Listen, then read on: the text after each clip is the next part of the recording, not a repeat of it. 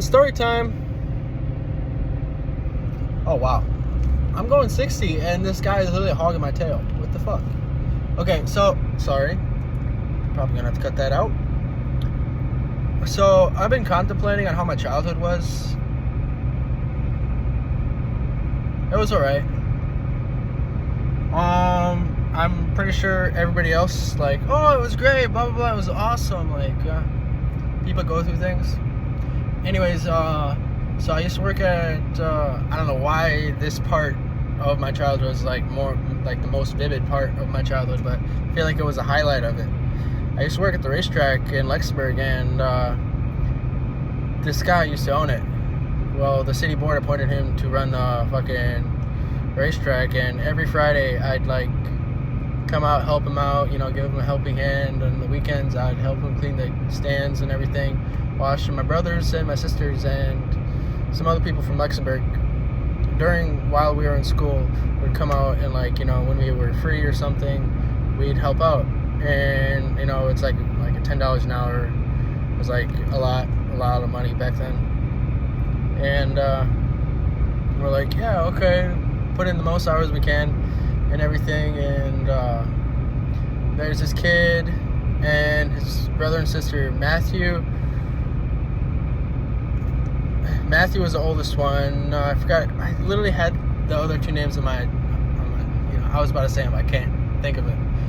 Anyways, we were like hanging out. Summer hit. We're like hanging out even more. And I'm like, hey, I got the keys to the shop at the racetrack. You guys want to come have fun? Help me out? They're like, yeah, sure. So that turned into us fucking beating the living shit out of a side-by-side that we used to clean up the pits at the racetrack. And we're like gunning it from one side to the other, you know, picking up a few like beer cans and shit, gunning it even further, harder, like, you know, beating the living shit out of it. Came to the point where people that like lived at this granary, like right across the street, they lived there and they had their granary right there. So I think it was like a feed mill or something. Trains came and filled up with grain or whatever and took it away. There was a house there, and I assume they called the cops on us.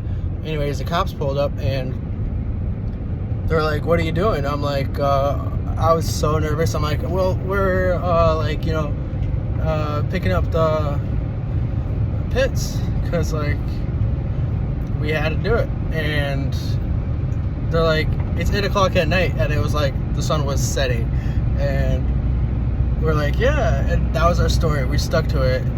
Dante and Matthew, that's his name, Dante. Matthew and Molly. Molly was his sister's name. Okay. Anyways, they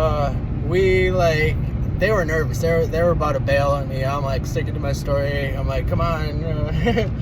And the cop's like, okay, hold on. I decided to pull the side-by-side back into the shop, and I came back outside, and the cop's like talking to us.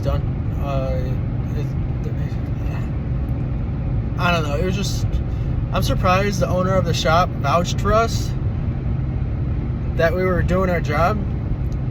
Plus, the fact that I brought 3 random-ass strangers into the shop around 7 to 8 o'clock at night, and he never spoke of that ever again. Like, I mean, he owed me money because he was like kind of indebted to the bank because, like, I don't know, this guy literally trusted me so much. Like, I would go to the bank for him on Fridays, and I'm like, hey, I'm here for blah blah blah. They're like, oh, okay. They gave me a fucking Bank of Luxembourg packet. I look inside, there's like just hundreds, 20s and 10s for the concession stands, and I'm like, let's go. So I don't know, just, yeah,